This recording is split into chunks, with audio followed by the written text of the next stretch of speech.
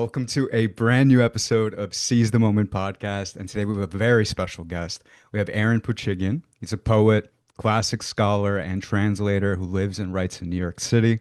His work has appeared in such newspapers and journals as the Financial Times, the New York Review of Books, and Poetry magazine.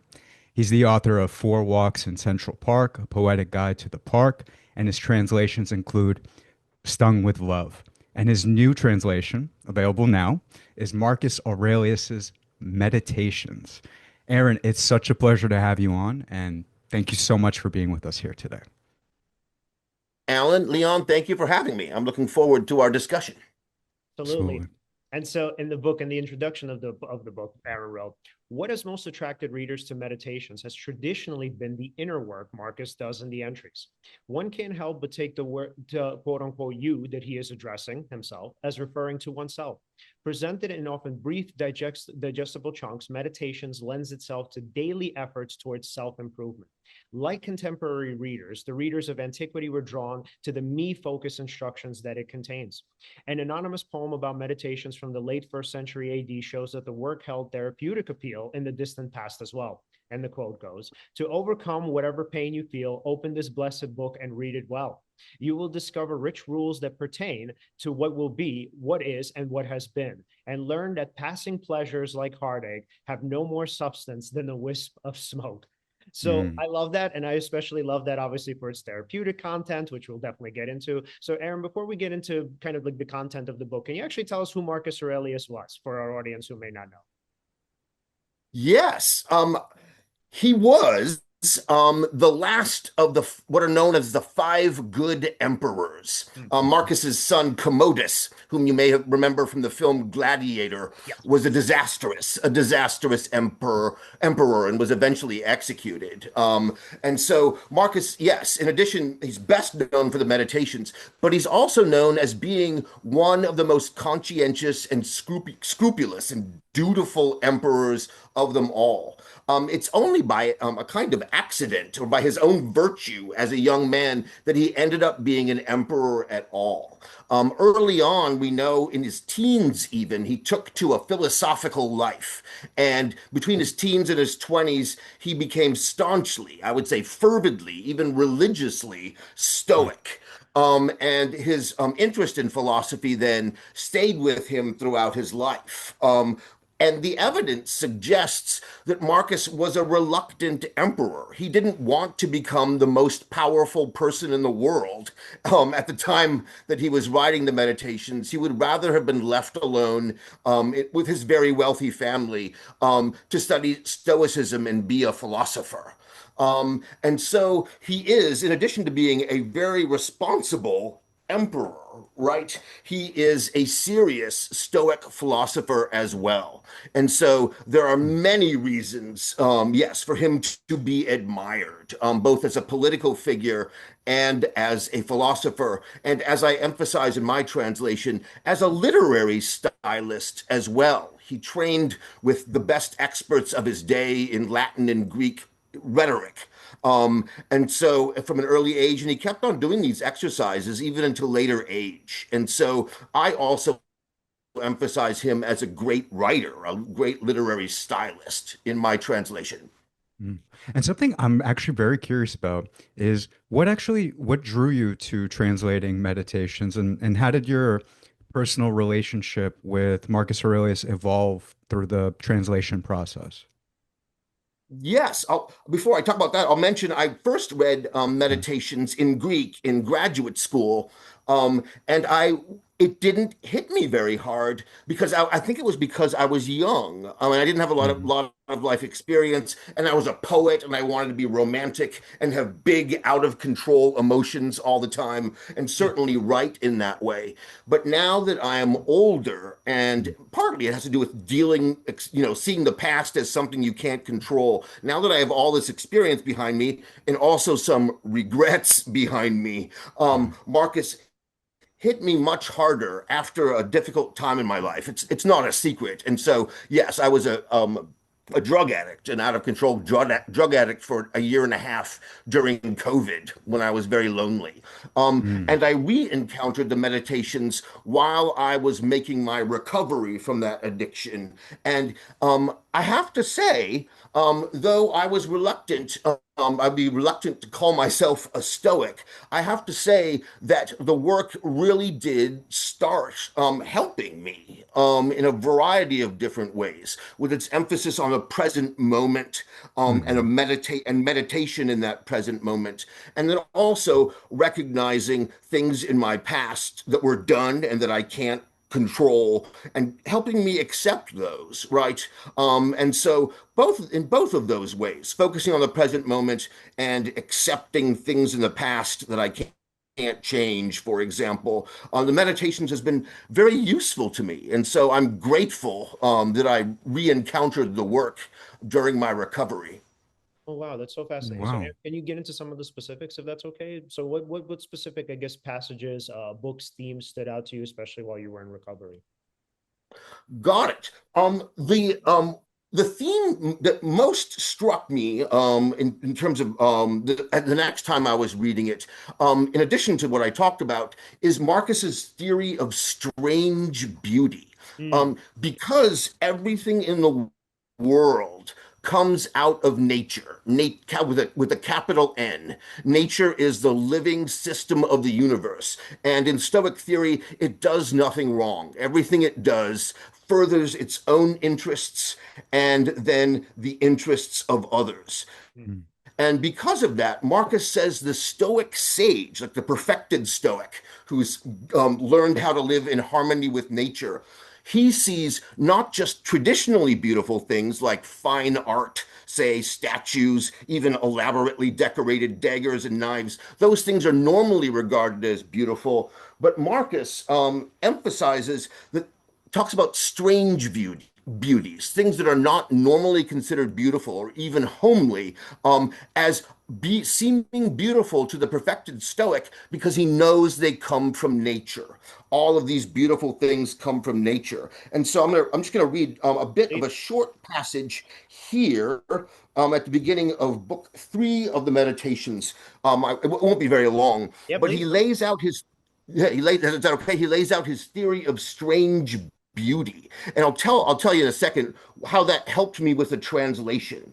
Marcus says one has to be on the lookout for exceptional sights that, though inadvertent byproducts of nature, still have their own appeal and charm. And then I love this analogy. He says when bread is being baked, for example, cracks form in the crust, and they, though faults, like tectonic faults, one could say, in the baker's art, they look strangely perfect and excite our appetite in a special way. He goes on to describe the furrows on a lion's brow, and even like slaver, like slather dripping from a boar's mouth, as things that are beautiful. And that helped me, really struck me when I reread the Meditations, in that Marcus's Greek has a gruff kind of, one normally wouldn't consider it beautiful, but it struck me as beautiful, and that's why I felt this need to make a literary translation. In a sense, I took Marcus's theory of of strange beauty and applied it to his own ancient Greek, right? And so my translation also tries to just highlight the fact that Marcus's Meditations is beautiful. It's beautiful literature.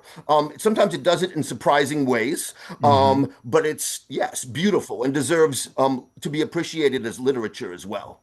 Interesting. And just so Alan, it's okay. I just want to follow up on that really quickly. And then so again, going back to the sort of the days where you were obviously using and just kind of the struggles kind of I guess associated with that. How would you say that concept of strange beauty was not only just applicable, but how was it helpful? Oh, God. Well, during the time when I was an addict, I was locked up in my apartment, and I was caught up I wasn't taking in new information from my senses any longer. I just stayed home and used, and I'm a poet. I should be in my five senses, appreciating things, absorbing them, and turning them into art. Hmm. And so that theory of the strange beauty sort of got me back into a mode I had been in my younger days when I first moved to New York City. I was kind of a flaneur. I'd walk around the city. And so he prompted me as I'm walking around the city to describe, yeah, aspects of the city that are usually sort of grimy. I came to appreciate, for example, dirty pigeons in the park as a beautiful thing in the city, especially when they take off in their exaltations. Though some people don't like pigeons and call them what? Flying rats, right? I saw beauty in them. And also, for example, I went out and I sought out strange beauty. Once during my recovery, I was forcing myself to walk more. And so I had heard that there is a roost of bats that flies out from under the Brooklyn Bridge every night at dusk. And I Wow. went and kept looking for them and finally found them. They were emerging from a sort of crevice that was protected by exposed rebar. You didn't want to get close, but I got close enough to them to see their faces, and so I ended up, yes, writing a poem about as much as I could about the beauty of bats and even their human-like faces. And so, yes, that theory of the strange beauty got me back writing in a way that I think I had been writing when I was at my best. And so that also, yeah, helped me as an artist and just helped me to get out of my apartment and to appreciate what I was taking in through my five senses again, even if it's not normally considered beautiful. It's so interesting. I connect to this because, well, if you really think about it, everything that you're looking, since everything is constantly in a constant flux, everything's changing moment to moment. If you're in the moment truly appreciating what's happening as it's happening, everything that you're seeing, you're almost seeing it, you could say, as if you're looking at it for the first time. Like our brain, right? It tends to, uh, for example, if I have a window to my left here and I see the tree outside. If I was kind of in my automatic kind of mode, the way I just am, just regularly, I might not appreciate the branches or let's say the beauty of the tree or really hone in on the different branches, the different colors, kind of really get into it, right? And but when you actually do stop, or not even stop, you just really embrace the moment. You're like really in that right headset, mind space rather. um I could relate to this strange beauty concept because yeah, it might be something that I think I'm so familiar with, but if I really hone in on it, you can notice so many different intricacies, and you really are looking at it for the first time each time you're looking at it. Yeah. Yes, and that's Marcus. I talk a bit about his Marcus's philosophy of time. He believes that time is infinite; it stretches for an infinite extent of time. But he says we never. There's the past. Hmm. We never inhabit the past. We're never in the past, right? We can read about it. We can imagine what happened there, right? But we are never in the past. Also, we never inhabit the future. We only ever inhabit the present moment. And he says, this present moment it's interesting, has the same length for someone who lives to a ripe old age and for, say, a newborn who dies too soon, right? Hmm. This present moment, it's we can't divide it up into seconds. It's right here in the present. And yeah, I mean, it's all we ever get. And that was certainly helpful for me, focusing on the present moment during my recovery, both because of the regrets I had and then fears I had in the future about getting money. It's you don't make a lot of money as a poet, and so I do my best with that. And so he really brought me back around. My mind is naturally kind of, well, I'll just be honest, spastic and easily distracted. And he helped me get into different kinds of meditation, focusing on the present moment. Yes, you also mentioned change and flux Hmm. here in the present moment. And that's a big concept in the meditations. Nature, which is, yeah, the living system of the universe, of everything. That, one second. Operates as change. The way that it operates is change, and so that means the change that moving from one room to another implies, right? And then that's how it operates. And then also he talks about that change, even one's death is Hmm. part of that change. And he well, we can talk about death a little bit later on. It's a major concept, but for him, it gives him a sense of urgency, the fact that his death is getting forever closer, right? And so it fits in well with the title of this podcast, in that Marcus combines the seize the day or seize the moment theme, carpe diem from Latin, with this urgency in his Stoic philosophy. And so it's interesting to read it. I mean, Meditations is a kind of diary, but Hmm. it's a philosophical diary. And as I'll point out later, there are different voices in it, right, that bring it to life. And we can talk about that. But nature operates as change, yes. Yeah, actually, I did want to bring up the voice, something you did very uniquely, because I've read meditations back in college, but something you kind of broke down in it is you talk about these different voices, the distinct voices that Marcus has, the instructor, the aspirant, and the objector. How did Yep. your recognizing of these voices change your understanding of Marcus as a thinker and as a person? Yes, it was. Um, I have focused on poetry mostly in my career. I've started trying to write prose as art. It's not up to me to decide whether I succeeded or not. It's up to everybody else. But Meditations is my first attempt to do literary prose, right? And yeah, I felt that he deserved it. And so, but when I was sitting down to figure out what I was going to do with my translation, how to translate it, I just read individual sections, and I recognized that in order to sustain charge or excitement, there were these very distinct voices. And as you pointed out, in other translations, they tend to be dissolved. But I recognized, I mean, they're quite distinct. And Yeah. once you spend a lot of time with them, they become kind of predictable and funny. Like the gruff instructor who's a know-it-all and is constantly barking at the poor aspirant who speaks with I. And so when Marcus uses that, it's like he's writing a diary. And as I said, I came to love the aspirant's voice. It shows up in about 10% of the entries, right? Because he can be vulnerable. Hmm. I'm sympathetic with him, whereas the instructor is gruff and isn't.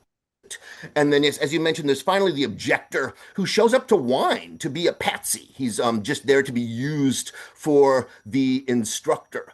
And so, in my thinking of it, as I approached the translation, I wanted these voices. I mean, I recognized they were distinct, and I wanted to render them as distinct. And I ended up thinking about the meditations as a kind of philosophical psychodrama. Right. There was a psychologist in the 20s, Jacob Moreno, who founded the school of psychodramatic philosophy of psychodrama, and it's still operating today. And so, certainly, as we may talk about later, Meditations has a lot to do with cognitive behavioral therapy, which is the most used method in psychology today. But I came to see the Meditations as that's not just, but as a big psychodrama with different characters working out their issues one with the other. And that, for me, that kind of brought it to life. It made it dramatic in that you have these different voices playing off of each other. And more than that, this is an analogy I like to make in terms of why I approached my translation with those tonal colors. Hmm. There's the famous build. This is an example. There's the famous temple of Athena called the Parthenon in Athens. It's a beautiful white marble temple. Modern Greece has it's the scaffolding is down and you can see it in its glory for the Hmm. first time in decades now. But what people and based on that white marble, that gleaming, aloof, and formal structure, we get our conception of what the classical means. But in fact, historically, it wasn't gleaming white marble. In fact, it was painted with really gaudy colors like bright oranges and yellows. And so whereas I saw many previous translations as rendering Marcus's voices as somewhat aloof and classical and formal, I decided I would try to bring those colors to life. The guy had no reason to be formal and aloof. He was writing to himself privately. He had Right. no expectation, I'm convinced of this, that anyone would read it. It was very private. And so he uses slang terms for semen and for defecation, for example. And he uses other slang and he praises ancient Greek comedy, which is obscene. And so I don't see the work as formal and classical at all. And so my attempt was with those voices, yeah, to sort of bring the living color of the work over into English. Mm. Wow. Yeah, and then returning to the concept of strange beauty, which I actually really, really love. And so the reason why I say that is that now kind of linking this into CBT work, cognitive behavioral therapy, obviously, is that like if we're interpreting things as you kind of like fundamentally or objectively so, there's this kind of sense of, so long story short, I write a lot about perfectionism, and there's this sense of rigidity involved, right? Like sort of we know what's beautiful and what isn't. So why I love that idea so much is that in some ways, what we're hearing and seeing is that like beauty is to a large extent, in the eye of the beholder. And so going into a CBT framework, and for a lot of people, myself included, I mean, this is really hard, right? We all kind of have like our concepts of what it means to be smart, of what it means to be beautiful, what it means to be successful, right? And obviously a lot of us aren't going to live up to that. I mean, not everybody's going to live up to, let's say, objective, societal, cultural, let's say beauty, intelligence, success, whatever, right? So in some ways, we're going to have to find the beauty in something that seems pretty abnormal, right? And what I love so much about Marcus Aurelius is that essentially his argument is that it all fundamentally is subjective, right? So fundamentally, whatever it is that you think you're seeing out there, it actually is all kind of in the mind, right? Or exists in the mind. And what I love about that so much is, to whatever extent, I mean, we can argue whether it's valid or not, or how true it is or whatnot, because I mean, there are some objective measures, again, for beauty. There definitely are objective measures of intelligence. But the interesting thing is, again, this sort of deviation, right? What we would call cognitive flexibility, this sense of like, okay, I can kind of appreciate these parts that are maybe not as, colloquially people would say like classically beautiful or whatever, right? And I could kind of learn to see the beauty in places maybe where I haven't seen before, right? Or where I haven't seen it before. So Aaron, can we kind of get into that, right? So how would now, this is now the kind of reframing or the retraining aspect of this conversation. So how would sort of Marcus Aurelius understand like what objectivity is, what subjectivity is, and essentially what does and doesn't cause pain and suffering? Got it, got it. I hope I can get all that together. Yeah. And so, in one section, famous Marcus quotes a Cynic philosopher. Cynic philosophers were famous for rejecting social mores and focusing exclusively on virtue. He Mm. quotes Monimus the Cynic as saying basically all things are relative. Nothing is anything, but thinking makes it so. And Marcus says that quote is very useful if we take it in the proper way. And so the way he takes it, he does seem to believe that there are certainly external objects outside of us that actually exist, right? But the way he uses the relativity, the subjectivity in that quote is to emphasize basically CBT, to say that everything comes from our assumptions, our interpretations, and our frequent misapprehensions as well. And so he has techniques that he uses to break down external things that have a reputation, things that are known as being desirable according to human standards. Like, for example, purple is the most expensive color in the ancient world. It comes from murex shells, and it's hard to harvest. You had to get it from North Africa. And so he says, purple clothing, normally imperial purple clothing, he doesn't care about things like that. It has a reputation for being glorious, but he doesn't recognize that. And he uses on external things, he uses what he calls the stripping method in order to see things in their true essence. He says, look at something, name the thing, name the parts that make it up, and those are the parts into which it will eventually dissolve. And that allows you then, it's a kind of a theory of proper names for things as well. This analysis allows you then to see things as one certainly should yeah, as one should see them, as a Stoic. Mm. And so he has a variety of techniques he uses in order to deal with or process the external world. I am not a Stoic, but this concept has been very useful for me. The ancient Greek word is fantasia. It's the root Mm. for our word fantasy. And Mm. Marcus uses it in a couple ways. He describes Epictetus, along with Marcus, use fantasia to refer to an impression in your mind, right? Your Mm. minds are receiving an impression from outside. Say an ambulance is going by and it's very loud, right? Mm. Stoics train themselves to make a vetting process, right, for everything that is coming into their mind. And so a perfected Stoic would ideally be able to control his or her reaction to like loud noises, even a peal of thunder, by cutting off the emotional consequences, any emotional consequences internally. But I like that concept. But this other meaning of fantasia is even more useful. He uses it to describe a state of distraction in your mind. And basically, it's rumination and then also visualization in the psychological sense as a negative vision that arises in your mind. And he says fantasia is bad because you can get lost in it. You can become a wanderer in what you are imagining. He also says that fantasia in that sense is bad because if you have a pain, you focus your attention on it, and that makes the pain hurt even more. And Right. Mm. so he uses fantasy in both of those senses to get rid of distractions. And most everything can be seen as is seen as a distraction in the meditations, except for virtue and virtuous action. And we can also spend more time talking about that. Traditionally, as we've talked about, when people read the meditations, they go for the me-focused therapeutic work.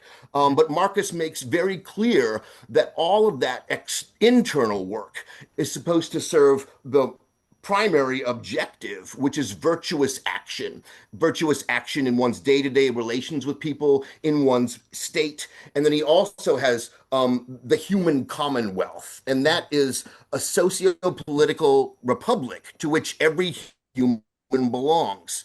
And we can talk about that also, how Marcus, and this is where I became Marcus's shrink while translating the text, how Marcus lays out these rules. I mean, you should love your fellow humans because you're part of the same community.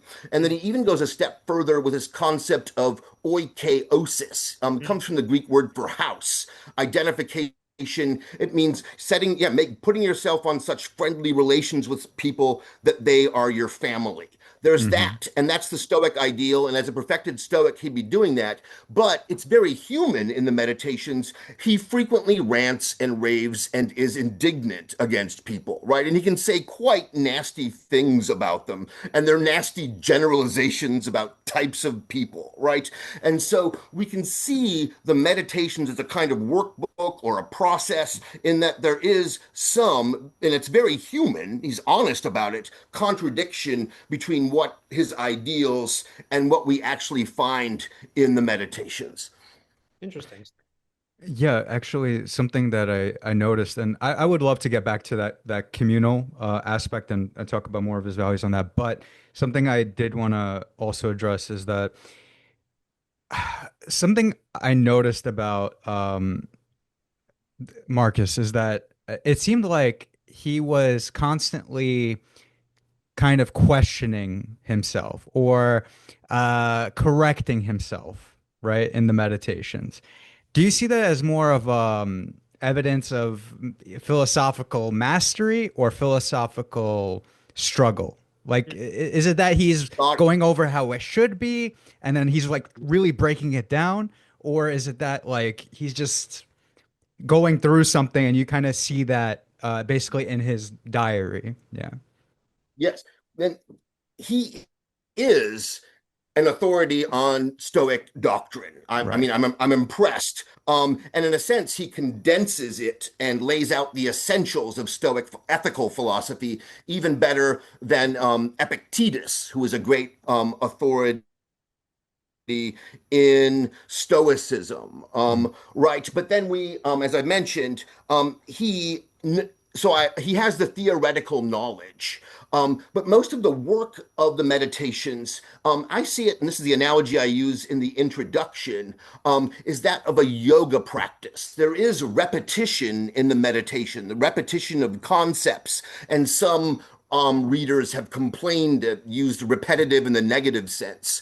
But I see that as based on a misconception, right? He had a daily practice. I am confident that his meditation sessions took place in the morning when he first woke up, because he has five sections present speeches he should repeat on first waking in the morning.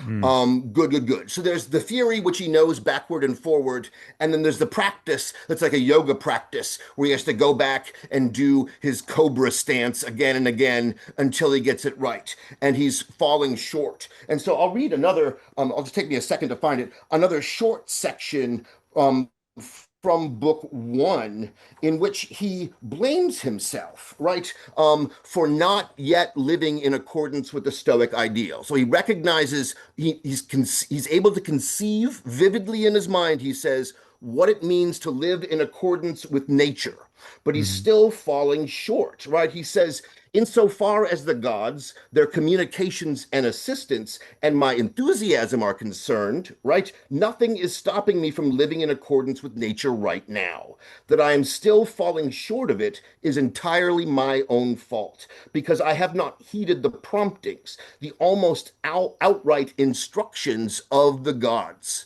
And so his failure is all on him for a couple of different reasons. All, yeah, your own frustrations and failures are all dependent on you, I'll say, for a couple different reasons. That is, that external things can't truly harm you. Right? Someone can say, chop off your hand, but Marcus sees these physical objects as objects of indifferent value, right? What only matters for Stoics are the virtues.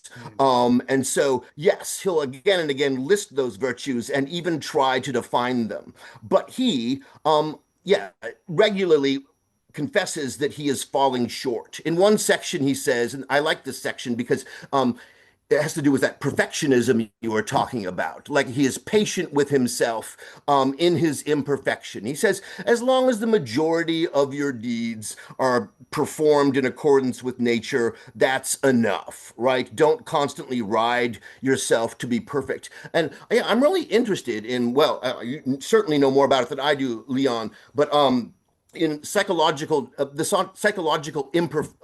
implications of perfectionism. I've found in my work, as I've been a poet for a long time, that my perfectionism at times can be uninspiring, can be killing. Right? If I can't write something exactly right the first time.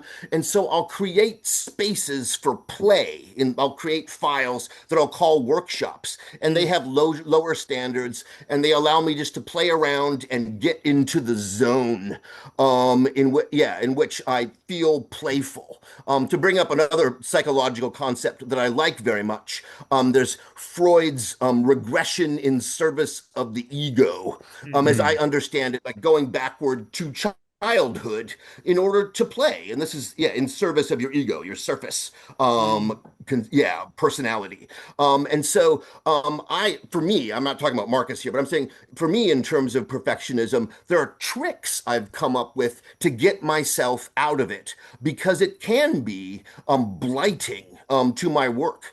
And so Marcus, had certainly held himself to very high standards, but it seems in some entries, in the ones in which he speaks in the first person, right? The diary entries, in which he is more forgiving of himself, right? He admits, in a sense, that human life is messy and we just do the best we can.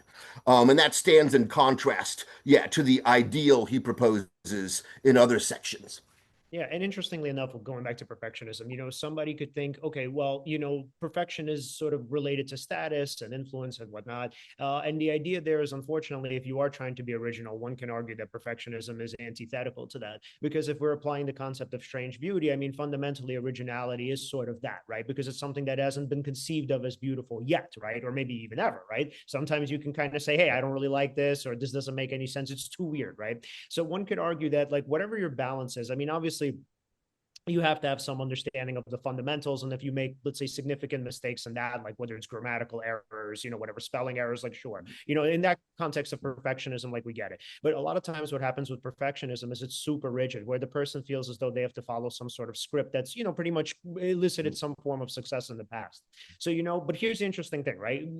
Putting all of these ideas Sorry, the together. word is no, is the word cognitive rigidity? I'm trying to recall my psychology. That is a Oh, term yeah, in yeah, yeah, yeah, psychology, yeah. Right. So this and that cognitive. comes from perfectionism. Go Yeah, on. yeah. I'm sorry. Yeah, no, it's okay. So yeah, so cognitive flexibility is essentially the ability to adapt, so the fact that a person can kind of find let's say, a different avenue to success, right? Whereas rigidity is I know, Alan, because we had this conversation a couple of weeks ago.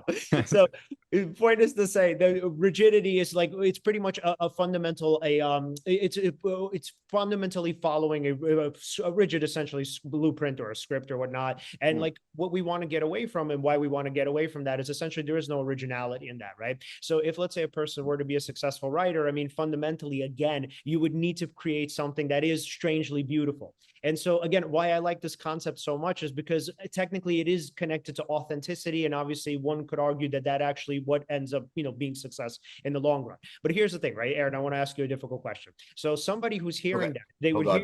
hear, strange beauty, and they would say, okay, well, I hear what you're saying, right? But here's the thing, right? I feel like I'm too weird for that, right? Whatever I have to kind of offer the world, it's sort of silly, right? I don't know, for whatever reason, I just feel like it won't click, maybe past experiences, having been bullied, trauma, being rejected, whatever, right? And fundamentally, I don't want any of that stuff, right? I don't think that the world will kind of appreciate it. I don't think the world will care, right? So what I want is, I want the classical stuff, right? I want classical intelligence. I want classical beauty. I want like a sort of blueprint that I can follow to, kind of tried and true success, right? So fundamentally, what would you tell that person, or what would Marcus have told that person? So forget, the question is, what if they said to you, like, hey, I understand like these notions of strange beauty and whatnot, and maybe they work for some other people, but they're not going to work for me. I want the classical markers of success, and I want to be sure that, let's say, whatever I'll do will essentially help me attain them.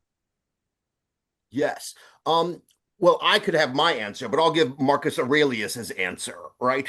I mean, a good thing about Stoic philosophy is that we all have the capacity to live in accordance with nature. We all have been given a portion of divine rationality that, yes, makes us strong enough to bear whatever nature throws at us, right? And also to achieve that ideal of living in accordance with nature. It's called, I could talk about the logos here, which along with nature is one of the prime powers in the universe, right? And so Stoic philosophy yes, is emphatically rational, right? And so I would tell that person, first off, to practice meditation sessions, focusing on the present moment, and then at whatever they see when they look out into the world, to trace that back through a chain of causes and effects to yes, nature's first impetus, its first impetus to set things in order. Marcus sets up alternate theories. He says either nature is causing everything as it happens, or it just acted as the first cause, and like dominoes, things are happening from that perspective. And so Marcus says by tracing these strange beauties back to their origin in nature, that again does no wrong or does nothing, that yes, one comes them to appreciate them, right? Because yes, all benevolent nature is their cause. And so I would encourage meditation in the present moment, and then reflection that leads you back through a chain of causes and effects to that first cause that created the universe. It's all, in a way, wonderful, right? That nature has made these things. And I love the way that Marcus, I guess maybe off topic, I would encourage this person, to contemplate nature in the way that Marcus does. He almost personifies it. He almost makes it a god. He addresses a prayer to it in one instance. And so, ideally, for the Stoic, right, contemplation of nature and what you see around you and how they relate to nature should lead to an appreciation for all things. Yes, Something, as the oh, sorry. immediate products or byproducts of nature. No, go ahead. Absolutely. Something, I wasn't even planning to ask this. This is more of a inspired question. So if somebody said, that aren't my thoughts, aren't my judgments, aren't my interpretations also nature? Like, why would I fight that? What would you say? What would Marcus say to that? Is that in fact natural, or is that not natural? Yeah. Mhm. Yes. I mean, it's natural in that everything comes from nature, but it's not controlled by nature. And so we'll say in the Okay. deterministic conception of the universe, where everything has a cause and effect and goes back to the beginning. Yes. And so, in a sense, yeah, Marcus expects us to accept everything that happens to us in our lives, even if it seems hard to take because it comes from nature. Right. I would say, yeah, I would say that. But I'm sorry, what was your question again? I got a little distracted. Oh, sorry. So, I was asking if interpretations, Oh, got it. judgments, if they, are they Thank you. also nature? Are they also Yes. natural? Or Um, yeah, yeah.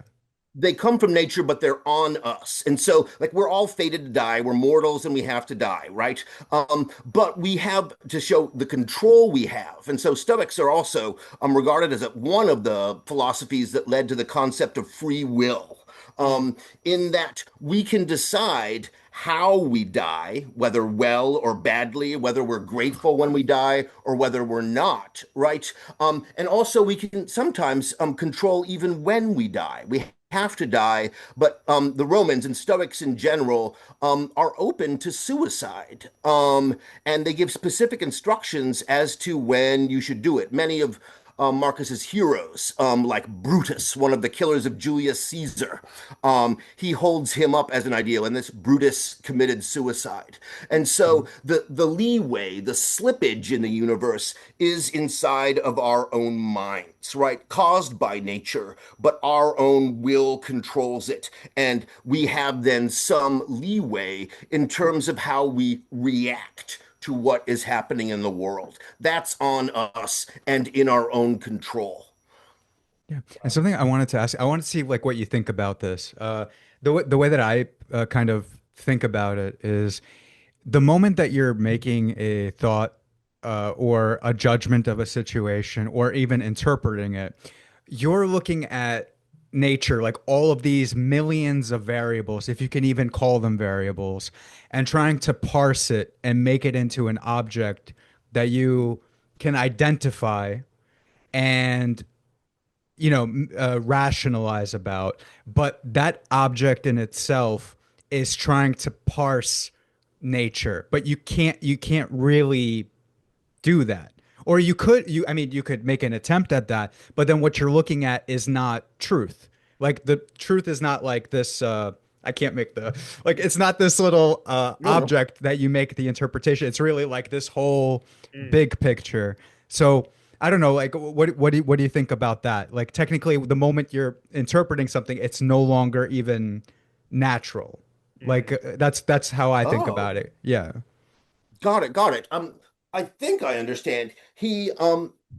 Let's see. And so, I can also bring that concept of fantasia again. But I'm so he gives exercises that point you toward nature. And Hmm. so, in one entry, he says he does it systematic. It's one of his exercises. He says, first, think about all the human lives that are going on in the world right now. So he doesn't Mm. start with the whole universe. Then he says, think about all the material objects that are out there in the world right now. And then the step after that is to be able to conceive all in the same moment, at the same time, the comprehensive oneness of the universe, nature going on, yes, all the time, everywhere. And Mm. so he seems, by using that systematic method of expanding the range of his mind, to be reaching toward, I mean, I certainly have never attained it, right? Yes, this spiritual realization of, yes, the oneness of the universe. In some passages, he seems to actually reach that state of enlightenment, I guess is what I'd call it, right? But he Mhm. falls out of it. And some entries in the Right. first person, he congratulates himself for living in accordance with nature, and then in others, he upbraids himself for falling short. And so I guess, yeah, I would make the distinction of just, yeah, focusing on things in the present moment, right? And then allowing as you're meditating, your consciousness to expand to include more and more things, right? Mm. But yes, there's another interesting distinction he makes, and it's not entirely consistent in the meditations, I confess. But he, yes, frequently, he has capable of this beatific vision of the universe, and at other moments he's capable of being very petty and nasty to other people who do not adhere to Stoic philosophy. And so he's very much a work in progress, as it should be, right? The Meditations, in a sense, is his workbook. Yes, and so I don't know if I can fully answer your question, but I can point to that passage, yes, that reaches towards, yes, constantly. He wants the perfected Stoic to be focused always on the present moment, doing what he needs to do. He describes the present moment as a medium, like an artist's medium that's Mhm. Hmm. malleable and familiar and elastic. And that is the material that the perfected Stoic works on in order to attain an act of justice. Mm. And I guess I'll talk about this now, Wait, because Aaron, it became very, yes. is it okay? I actually want to kind of like delve into, I want to ask you a kind of a difficult question, if that's okay. Okay. Okay. I'll see Okay. if I can do it. Because since you invoked fantasy, and it's such an important concept, right? So okay, so again, invoking the idea of fantasy, right? So somebody listening to this, because and as you're talking about virtue, right? So somebody, and as you're talking about, obviously, Marcus Aurelius's flaws, not really being able to perfect himself, even though he tries, obviously. So somebody listening to this, they could say, well, so Aaron, like, here's the thing, right?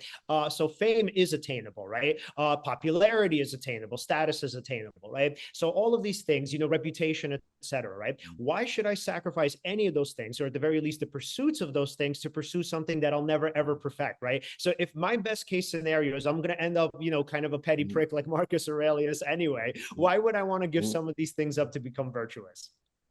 Oh, very good. And so what it comes down to, I mean, in Stoic philosophy, the virtues are special. They only happen to good people, right? And so only good people get virtues. All the things that both good and bad people can enjoy, they are neither good nor bad. They're just objects of indifference. And so Marcus talks a great deal about fame seekers and why they are wasting their time. At one point, he says, first, fame is uncontrollable. And he goes on to use his concept of the infinity of time to say any posthumous fame you might acquire, right, is only going to last a twinkling in the infinity of time, right? And furthermore, you'll be dead and you can't enjoy your posthumous fame, right? You'll just be dead. And so fame means nothing to the dead.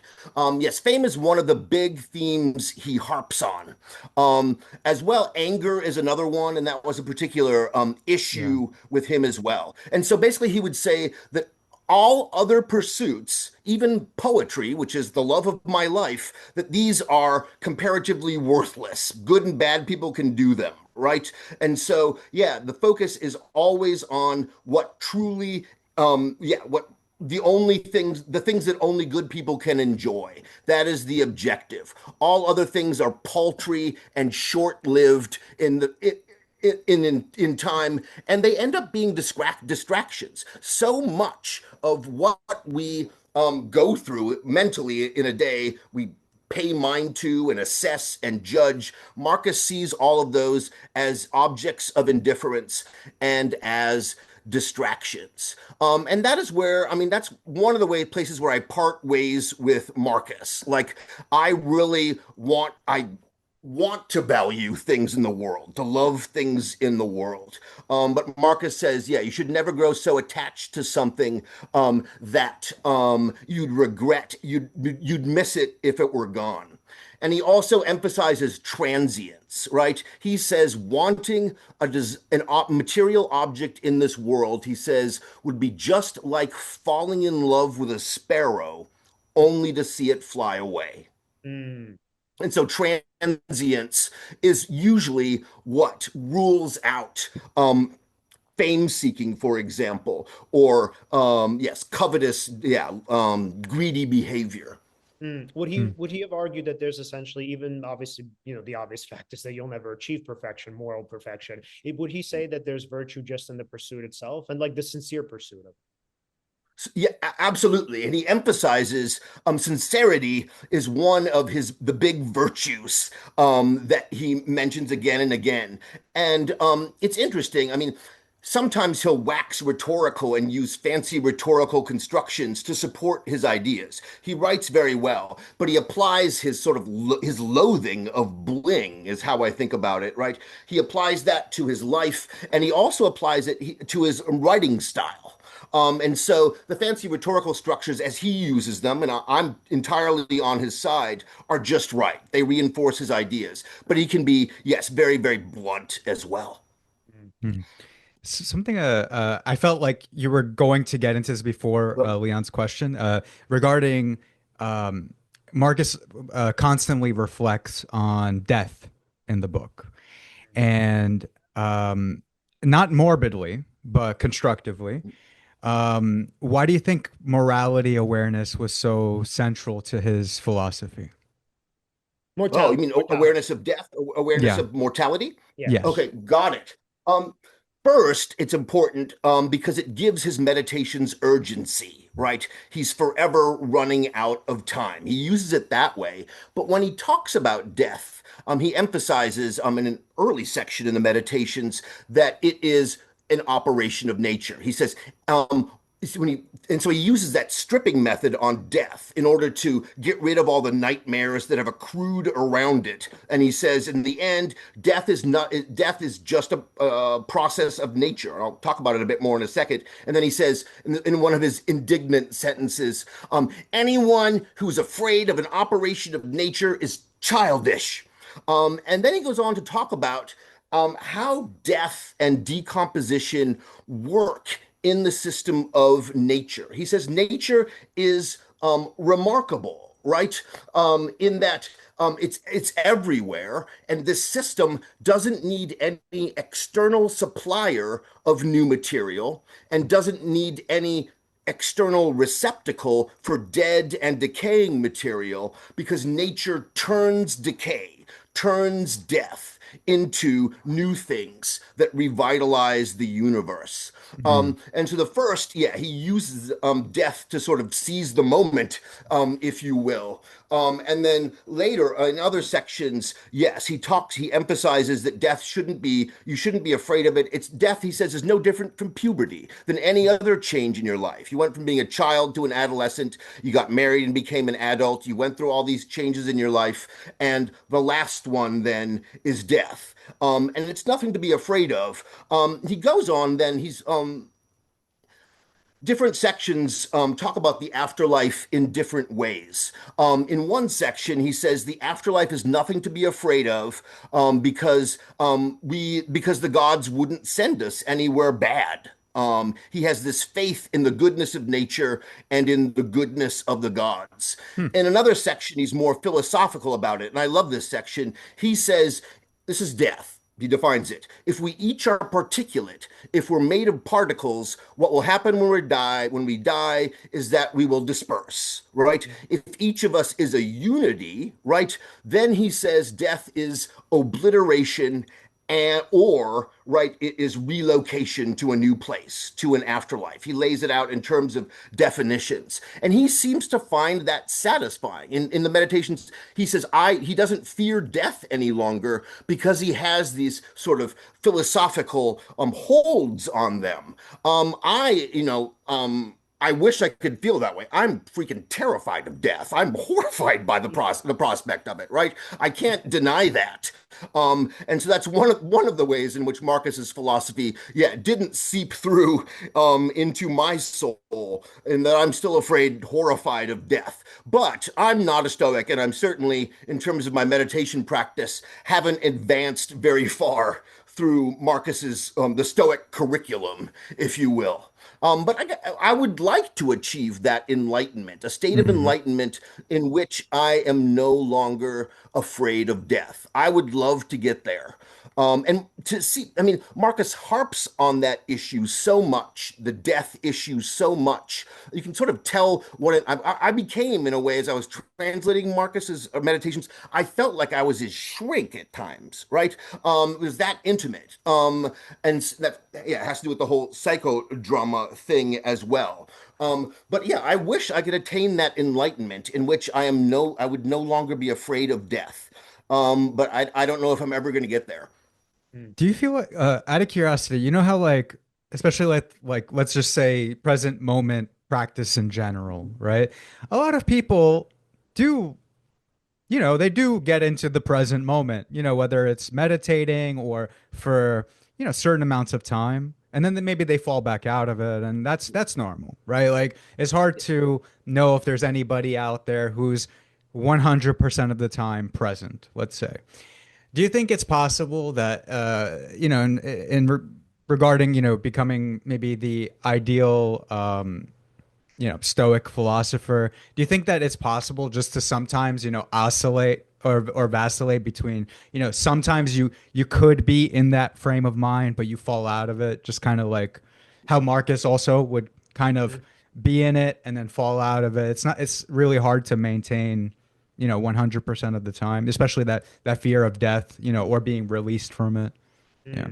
Mm. He as a hypothetical, Yeah. he lays out the ideal, and he calls it the good person, a Mm. good person. He says it's and the urgency is there. While you still have time, while you still can be a good person, and that good person is the perfected Stoic. And Marcus describes that perfected, enlightened Stoic as never falling out of the right mindset. Right, Wow. all he does is focus on the present moment, his one strand, Marcus says, in the tapestry of all. And he just goes from doing one just act to another just act without expecting praise or any acknowledgement of the good deeds he is doing. Marcus does not name any historical or living example of a perfected Stoic. He Hmm. quotes a philosopher who lived about 50 years before Marcus, named Epictetus, a Right. famous Stoic philosopher who focuses on ethics as well. He quotes from him a lot, but even Epictetus is not held up as an ideal